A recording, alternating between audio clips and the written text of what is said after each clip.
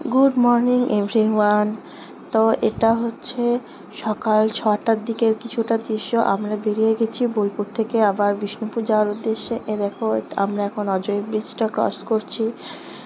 সকালটা এত সুন্দর লাগছিল, এত সুন্দর হাওয়া দিচ্ছিল, তোমাদেরকে কি বলবো।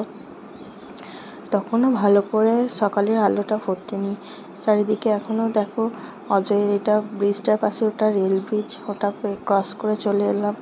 আমরা আসছি এখন বর্ধমানের দিকে আসছি। আর সকালের হাওয়াটা এত সুন্দর লাগছিল কি বলবো।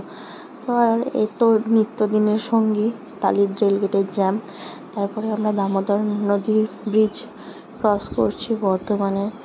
তো এটাই ক্রস করে আমরা একটু দাঁড়িয়েছিলাম, আমরা বাঁকুড়া মোড়ের ওখানে একটু দাঁড়িয়েছিলাম। দাঁড়িয়ে দাঁড়িয়ে করবো, অনেকক্ষণ জার্নি করছি, তো দাঁড়িয়ে একটু বর্মশাই চা খেয়ে নিলাম। তো আবার একটু গিয়েছি, আবার একটা রেলগেট পড়েছিল। আজকে প্রচুর রেলগেট পড়েছে আমাদের। তো দেখো আবার ট্রেনটা চলে যাচ্ছে। ট্রেন চলে যাওয়ার পরে আমরা আবার বেরিয়ে পড়ে আমরা একদম কাছাকাছি চলে গেছি। তো এটা কি নদী আমি ঠিক জানি না।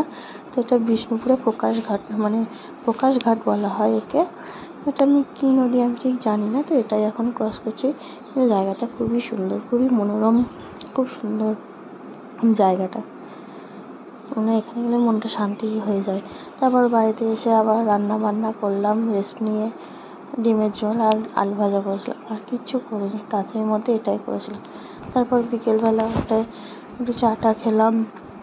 তারপর বর্মশাইয়ের সাথে সন্ধ্যেবেলা আবার একটু দুধ চা খেলাম। তারপর আবার কি রাত্রেবেলা একটু রান্না করে নিলাম, ডালটা ডিম ভাজাটা করেছিলাম, বাকি সবই ছিল। আর দুপুরবেলার ভাত টাত ছিল, করে নিয়েছিলাম একেবারে। তো গুড নাইট, টাটা।